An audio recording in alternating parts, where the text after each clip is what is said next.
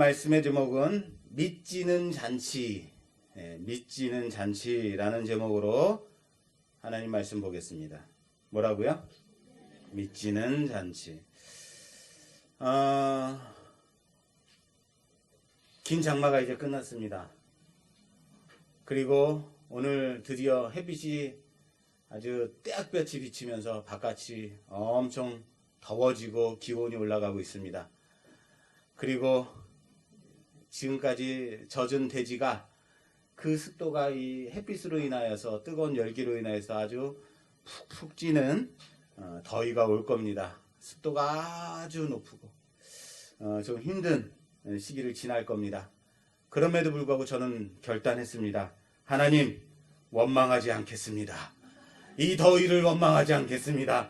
이 장마를 그치신 하나님, 덥다고 왜 이렇게 더워요? 하지 않겠습니다.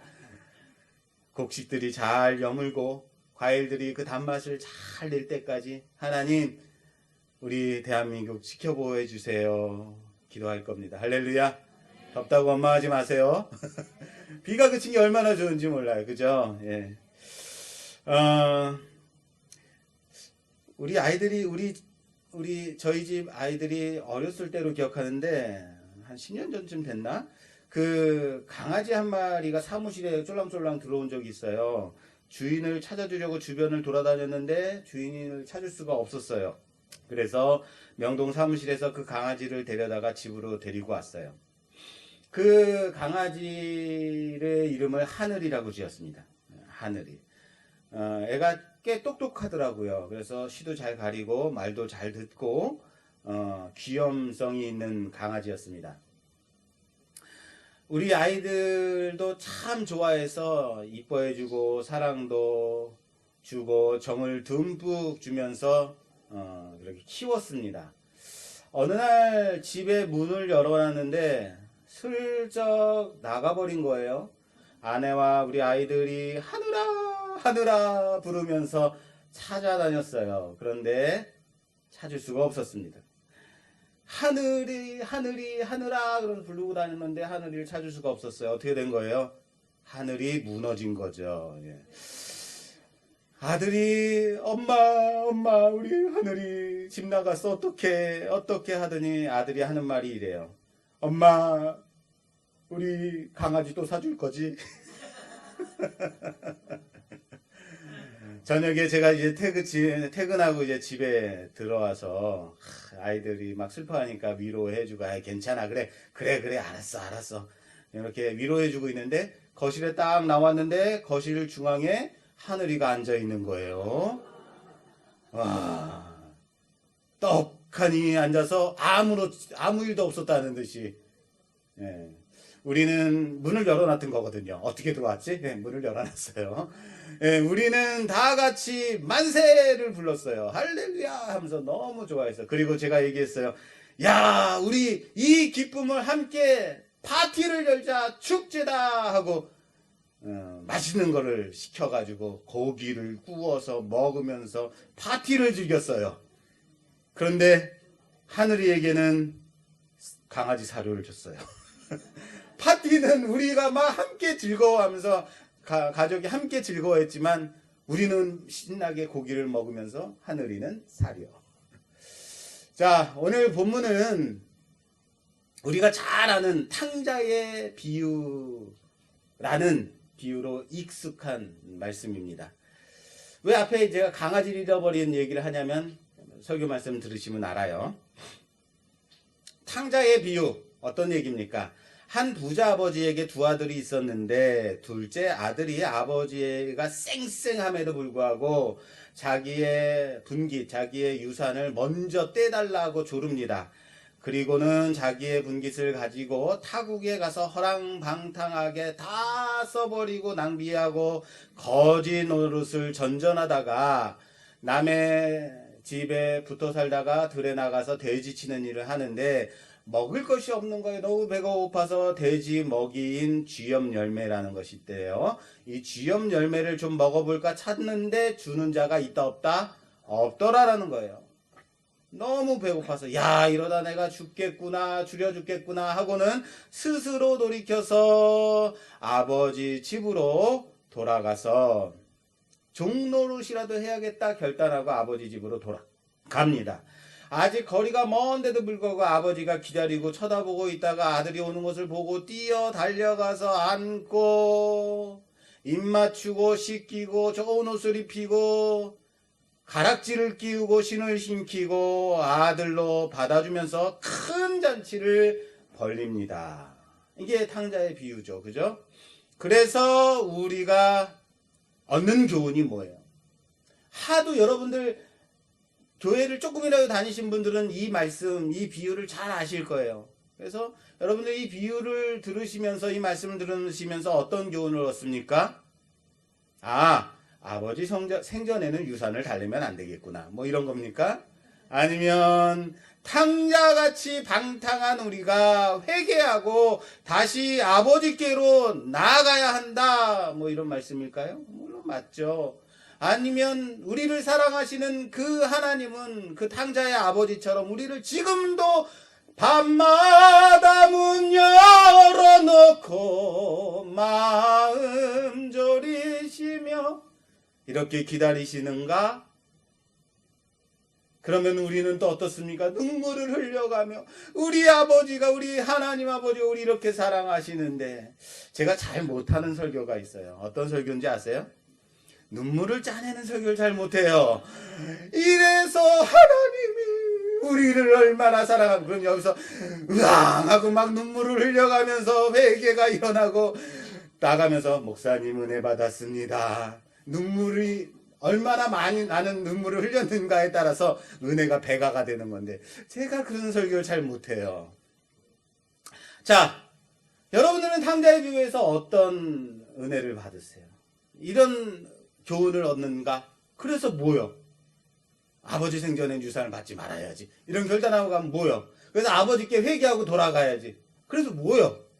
과연 이 비유에서 주는 교훈, 예수님께서 이 비유를 통해서 우리에게 주시는 말씀이 이런 교훈들일까요? 과연 이 말씀을 주시기 위해서 탕자의 비유를 주셨을까? 사실은 탕자의 비유라는 말은 좀 틀린 비유예요. 정확하게 말을 좀 비유의 이름을 짓자면 두 아들의 비유라고 짓는 것이 더 좋습니다. 그래서 앞으로는 제가 두 아들의 비유라고 말씀드리겠습니다. 자, 오늘 본문 말씀 이 누가복음 15장이에요. 15장 11절 이하부터 두 아들의 비유를 말씀드렸는데 함께 봤는데 그 앞절에서부터 비유가 계속 나오고 있어요. 그래서 15장에는 몇 가지 비유가 나오냐면 세 가지의 비유가 나와요. 우리나라 단어에는 이 복수형, 단수형 그냥 세 가지 비유라고 말하면 되겠지만 외국 영어나 외국 언어들은 이 복수형이냐 단수형이냐를 상당히 따집니다. 그래서 정확하게 외국어로 제가 말씀드리자면 잘 들으십시오. 제가 외국어로 말씀드릴게요. 세 가지 비유들 이렇게 얘기해야 돼요. 이해하셨습니까? 우리나라는 단순히 세 가지 비유 그럼 비유가 세 가지구나 이렇게 이해하지만 외국에서는 외국어로 말할 때는 세 가지 비유들이라고 복수형을 써야지 맞아요. 자, 이 세 가지 비유가 나오고 있어요. 어떤 비유가 나오냐면 잃은 양 100마리 양 중에 한 마리를 잃어버려요. 그래서 잃은 양 한 마리를 찾는 잃은 양 비유가 나옵니다. 두 번째는 10드라크마가 있는데 그 중에 하나를 잃어버렸다가 그 잃은 드라크마를 찾아서 기뻐하는 한 여인의 비유가 나옵니다.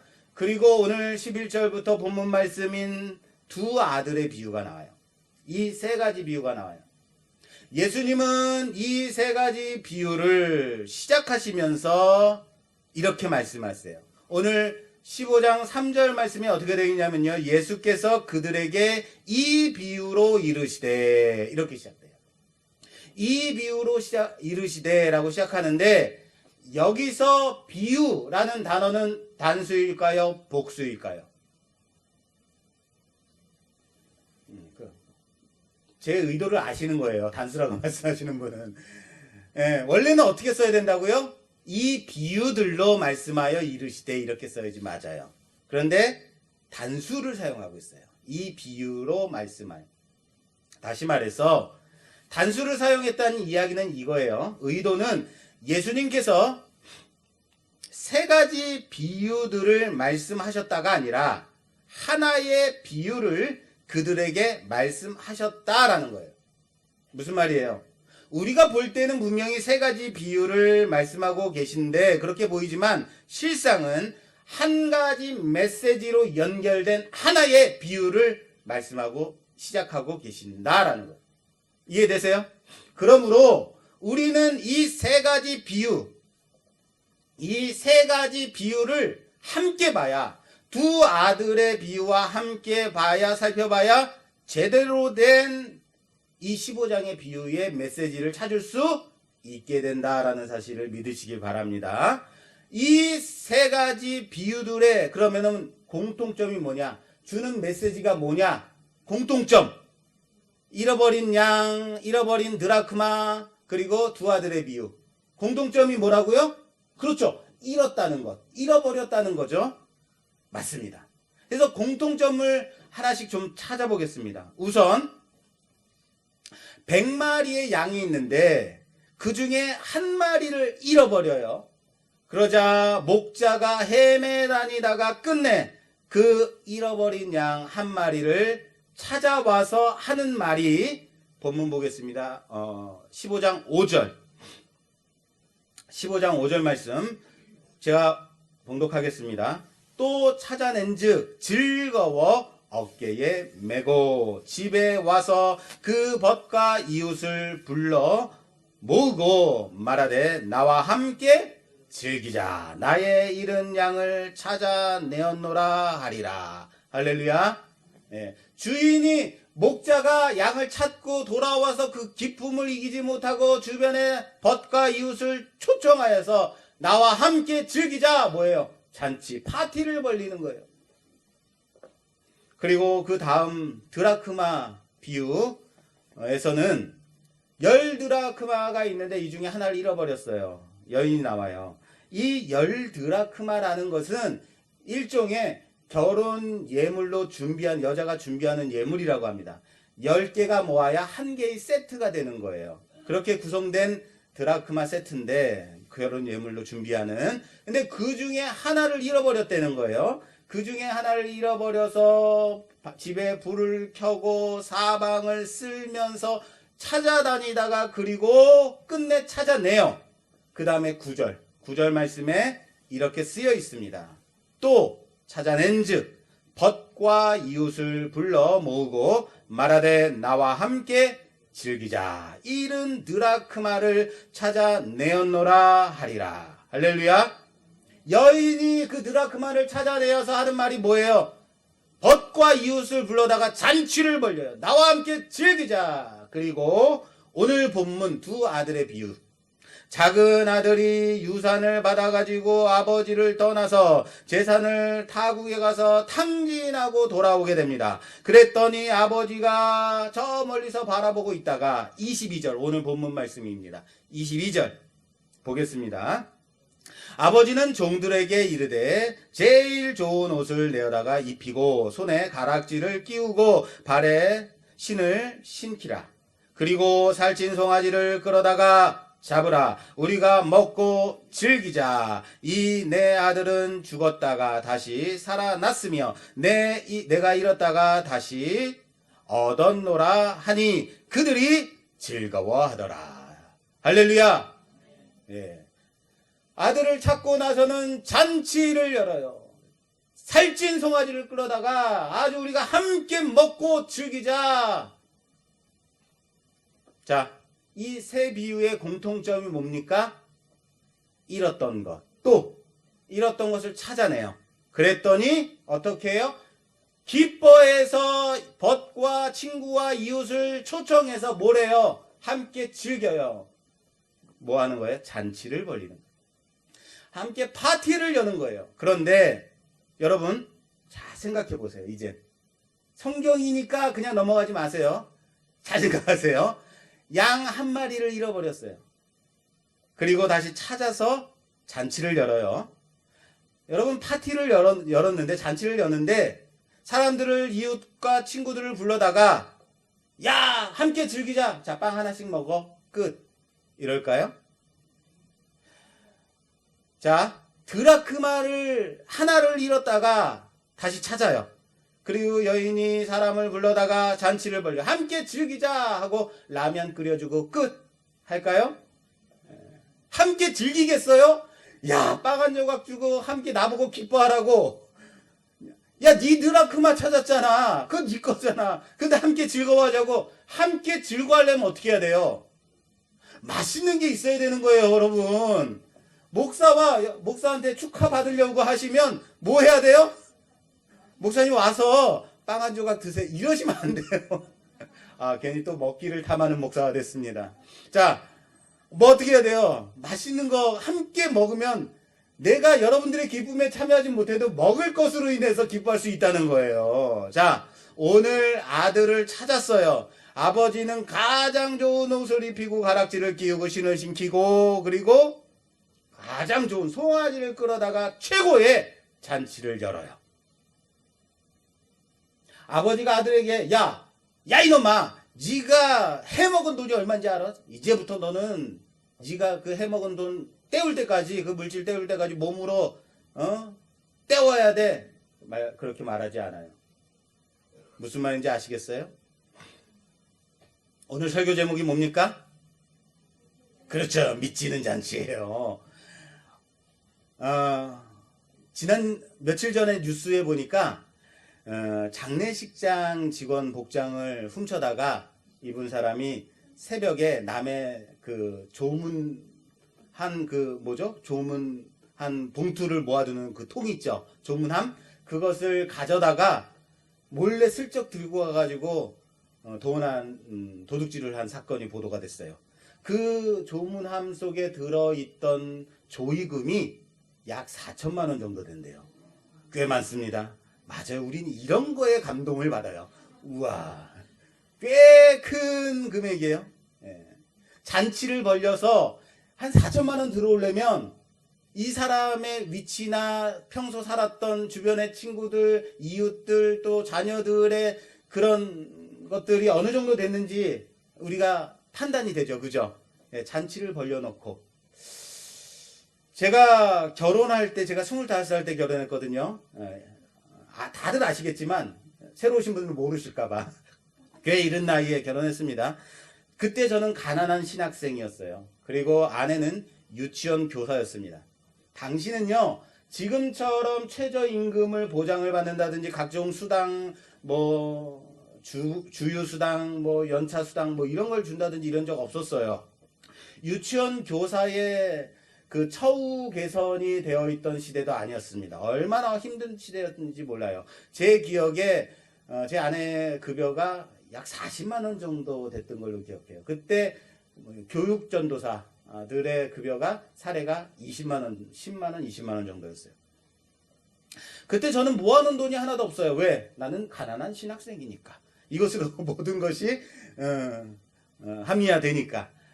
25밖에 안 된 아들이 우리 조병기 지사님께 가서 아버지에게 가서 아버지 저 결혼해야겠어요 했더니 아버님이 얼마나 한심해 하셨겠어요. 그죠? 네가 돈이 뭐가 있다고.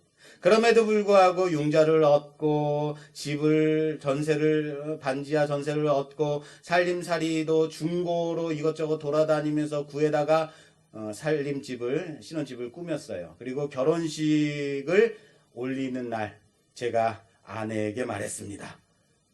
여보, 그때 여보라고 안 했나요? 우리 결혼식 흥행에 성공해야 돼. 그래야 망하지 않아. 우리 빚 얻어가지고 전세 얻고 그랬잖아. 이거 우리 결혼할 때 사진 찍고 부페하고 옷 빌리고 이런 것들 우리 다 결혼 축의금으로 갚아야 돼. 우리 결혼에 흥행해야 돼. 이렇게 말했던 기억이 있어요. 그리고 결혼식이 끝난 후에 우리는 첫날 밤에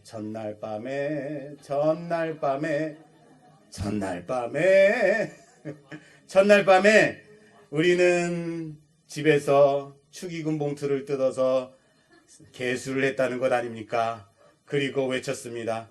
우리 흥행에 성공했어.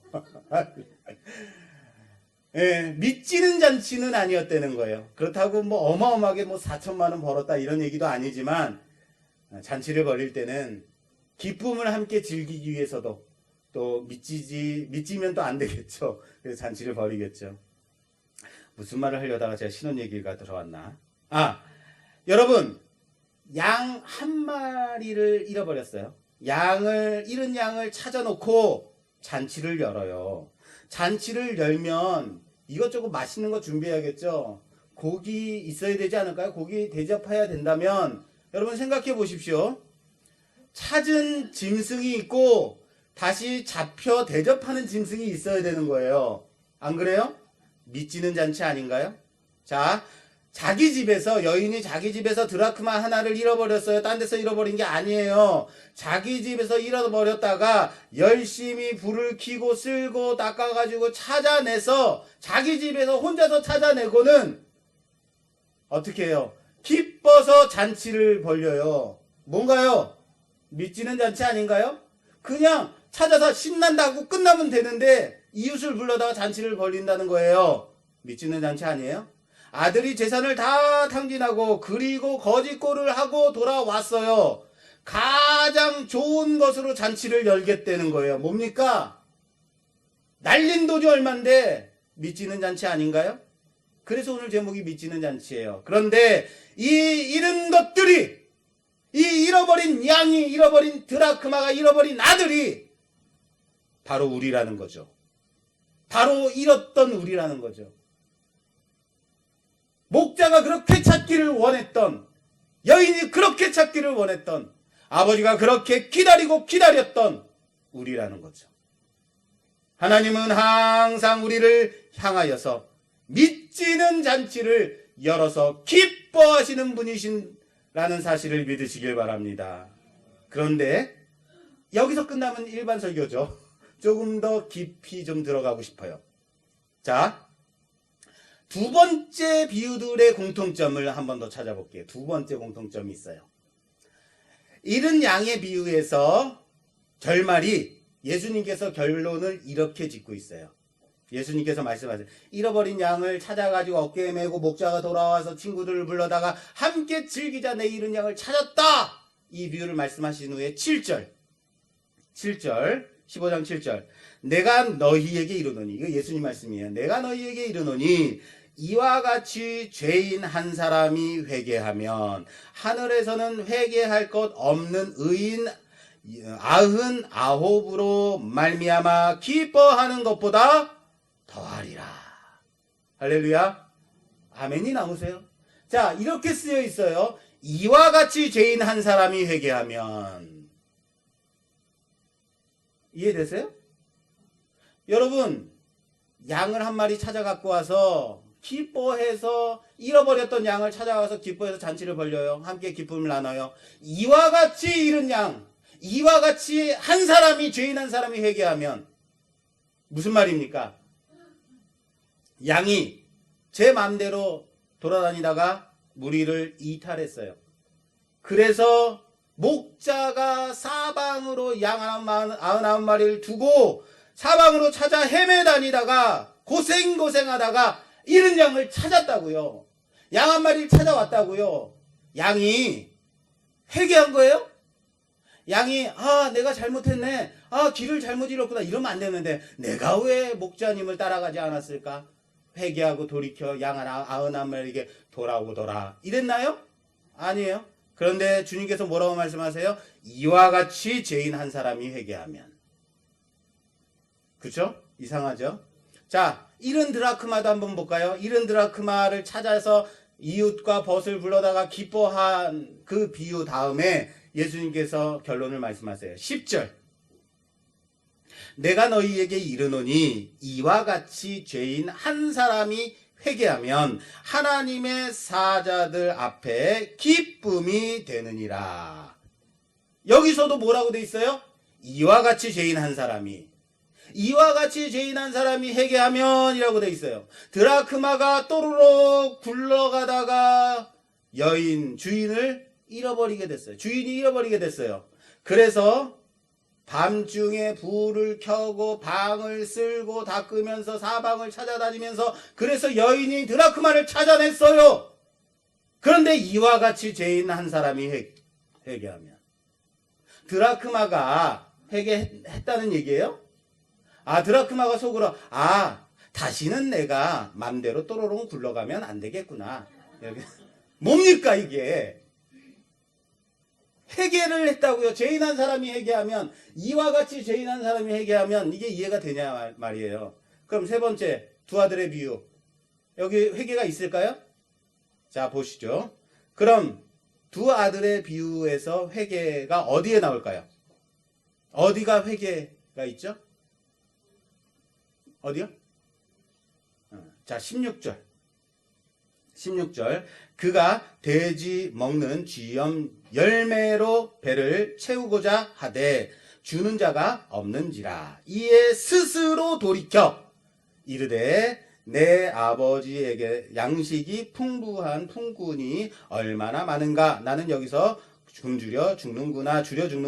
내가 일어나 아버지께로 가서 이르기를 아버지 내가 하늘과 아버지께 죄를 지었사오니 이제부터는 아버지의 아들이라 일컬음을 감당하지 못하겠나이다. 나를 품꾼의 하나로 보소서 하리라 하고. 자, 이제야 좀 회개다운 회개가 있어요. 뭐예요? 제가 좀 강조해서 읽었잖아요. 그럴싸한 회개. 둘째 아들이 속으로 말해요. 배가 너무 고파서 이러다가 굶주려 죽겠구나. 자신이 치는 돼지의 그 밥을 찾다가 그것마저도 먹을 게 없자. 그것조차도 없자. 그래서 이러다 내가 굶주려 죽겠구나. 그리고는 뭐라 그래요? 스스로 돌이켰다는 거죠. 이것을 우리는 보통 뭐라 그래요? 회개. 그렇죠. 회개죠. 그런데 자, 스스로 돌이켜를 우리가 일반적으로 생각하는 회개라고 보자고요. 그렇게 본다면 우리는 스스로 깨달아 아는 자라고 말하는 것 아닌가요? 우리는 스스로 돌이켜서 하나님을 찾는 자, 턴백 하는 자. 다시 말해, 우리는 우리가 죄인임을 스스로 깨달아 아는, 그래서 하나님을 찾는 존재라는 말이 돼버리는 거예요. 그냥 스스로라는 말도 없이 돌이켜라고 하면 좀 날 수도 있는데, 스스로 돌이켜라는 단어가 이것이 탁 걸려요. 회개, 우리의 생각하는 회개라 볼 때. 그렇게 되면 무엇이 문제가 생기는지 아십니까? 하나님 말씀이 틀린 게 돼요. 볼게요. 로마서 3장 10절 이하. 로마서 3장 10절 이하. 기록된 바 의인은 없나니 하나도 없으며 깨닫는 자도 없고 하나님을 찾는 자도 없고 다 치우쳐 함께 무익하게 되고 선을 행하는 자는 없나니 하나도 없도다. 뭡니까? 의인은 있어요, 없어요? 하나 정도는 있죠? 조 목사는 어떻습니까? 의인이에요? 의인이 있어요, 없어요? 없다고요. 깨닫는 자가 있어요, 없어요? 스스로 깨닫는 자가 있어요, 없어요? 하나님을 찾는 자가 있어요, 없어요? 없다고요. 하나도 없다고요. 그렇다면 둘째 아들의 말, 스스로 돌이켜, 이거 어떻게 해결할 거예요? 우리가 아는 회개는 그러면 무엇으로 이해해야 하는가? 여러분, 여기서 사용된 돌이키다라는 헬라어는요, 우리가 생각하는 회개는 맞습니다만 직접적 의미는 자신을 거울에 비추어 보아 알다라는 의미를 가지고 있어요. 뭐라고요? 자신을 거울에 비추어 보아 알다라는, 보아서 아는 거예요. 그 의미를 가지고 있는 단어예요. 다시 말하겠습니다. 둘째 아들이 돼지를 치다가 너무 배가 고파서 그 가운데 있는 돼지 밥, 돼지 밥을 주워 먹으려다가 찾다가 그것마저도 없는 거예요. 돼지 쥐염 열매가 어딨나 찾다가 자기 자신을 보게 된 거예요. 그리고 스스로 자신의 처지를 보았더니 돼지 같은 인생인 거죠. 돼지보다 못한 인생인 거죠. 왜요? 돼지는 돼지밥이라도 먹지. 나는 그것마저도 먹을 게 없는 거야. 돼지보다 못한 인생, 빌어먹을 인생이죠. 무슨 말인지 아시겠어요? 그래서 아버지의 집으로 돌아가야지라고 생각한 거예요. 자, 그렇다면 이 세 비유들의 공통점 뭐라고요? 공통점, 두 번째 공통점 뭐라 그랬어요? 회개라 그랬어요. 예, 세 가지. 양을 잃어버렸다 찾아왔더니 기뻐서 잔치를 벌이고 함께 즐거워하자. 예수님 말씀하세요. 이와 같이 죄인한 사람이 회개하면. 드라크마를 찾아서 함께 즐거워해요. 예수님 말씀하세요. 이와 같이 죄인한 사람이 회개하면. 둘째 아들이 스스로 돌이켜 아버지께 가요. 뭐예요? 공통점? 회개. 자, 이 회개를 어떻게 이해해야 되는가? 우리가 회개합니다 쓸 때 이 회개라는 단어를 어떻게 이해해야 되느냐? 잘 들으십시오. 무리를 떠난 양은 자신이 회개하지 않았음에도 혼자 떨어져 나간 드라크마는 회개하지 않았음에도 타지에 나가 방탕하게 살던 둘째 아들이 자기 자신을 비추어 보아 자기 신세를 비로소 보았음에도 회개로 사용하고 있다는 것을 통해서 우리는 회개의 온전한 개념을 다시 재정립할 필요가 있다라는 거예요. 회개가 무엇인가? 여러분, 회개가 뭡니까? 회개가 뭐예요? 회개. 그렇죠. 돌아보는 것. 죄인인 것을 아는 것. 잘못을 깨닫는 것. 돌이키는 것. 깨달아 돌이키는 것 맞습니다. 네, 다 맞습니다. 그러나 중요한 한 가지가 더 있어요. 회개에서 가장 중요한 것, 원초적인 것. 그것은 회개를 끌어내시는 주체가 내가 아니라는 거예요. 내 안에서 회개를 일으키는 주체는 내 자신이 스스로 깨달아 아는 게 아니라 누구예요? 하나님이라는 거예요.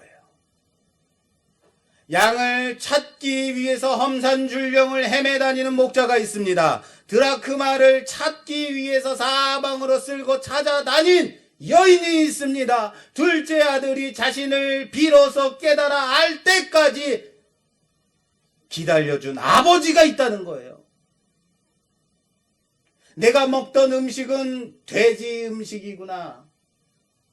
쥐염 열매 같은 그런 돼지 같은 인생, 돼지보다 못한 인생이구나 깨달아 알도록 기다리는 아버지가 있었다는 거예요. 그렇다면 회개는 내 자신이 하는 것이 아니다라는 거예요. 물론 회개라는 것 자체는 내 입술의 고백이 맞습니다. 그러나 그 회개를 일으키는 주체는 내 자신이 아니라 하나님이시란 사실을 믿으시길 바랍니다. 회개 아무나 하는 게 아니라고요. 잘못했어요. 아들을 혼낼 때 아무리 그렇게 빈다 하더라도 그냥 2번만 좀 넘어가야지. 맴매만 맞지 않으면 되겠지. 이렇게 우리는 넘어간다고요. 이게 회개예요.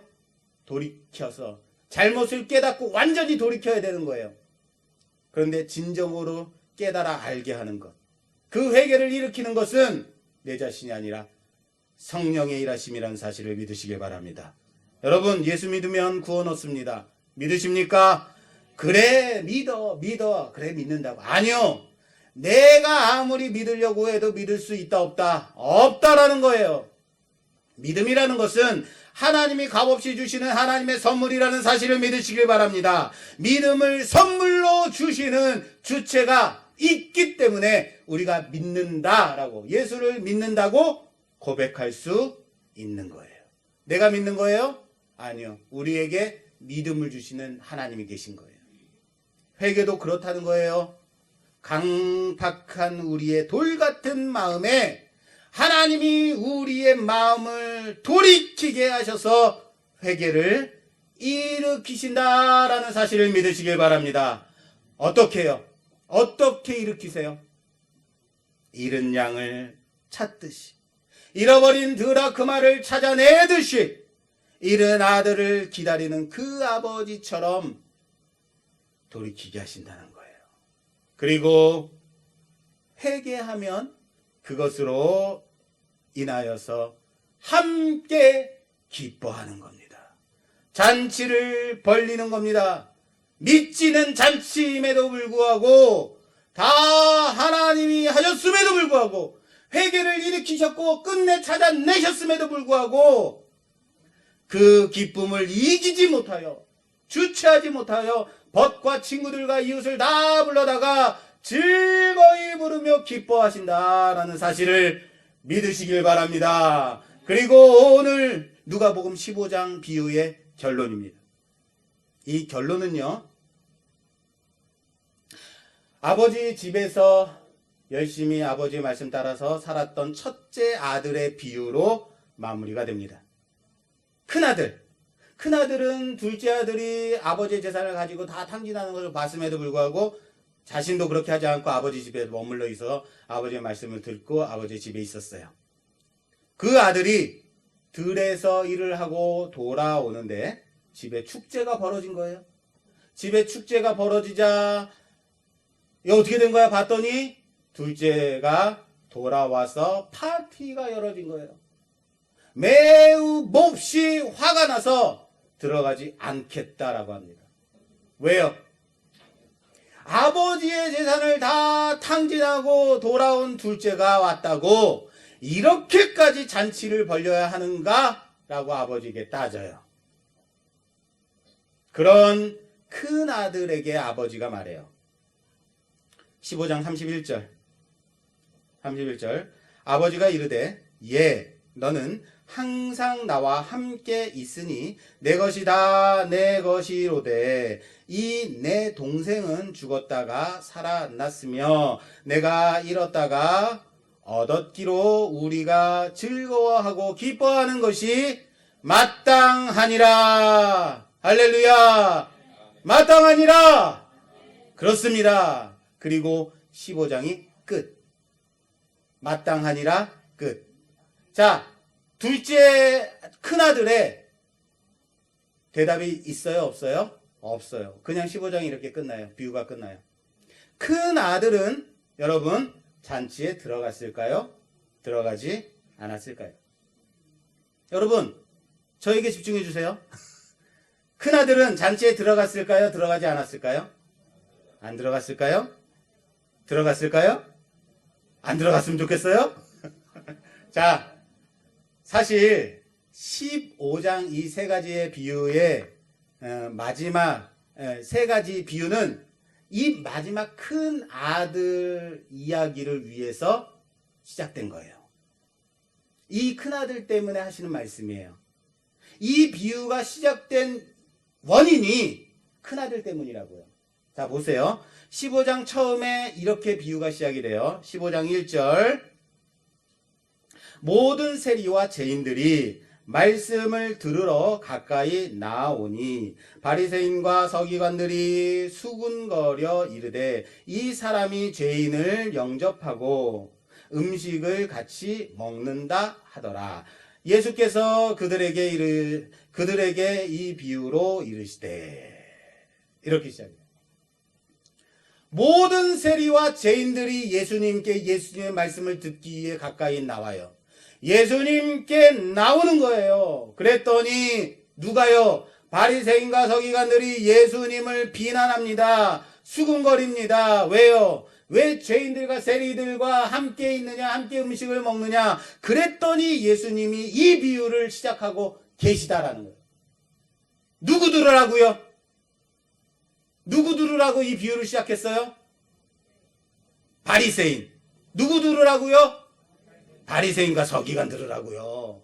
이 비유는 누구 때문에 하시는 말씀이라고요? 바리새인과 서기관 때문에 하시는 말씀이라고요. 이 비유들은 정말 잘 짜여진 구성을 가지고 있어요. 잘 보세요.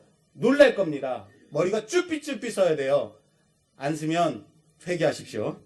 자, 100마리의 양 중에서 한 마리를 찾아요. 자, 100마리의 양 중에서. 자, 10개의 드라크마 중에서 하나를 잃어버려요.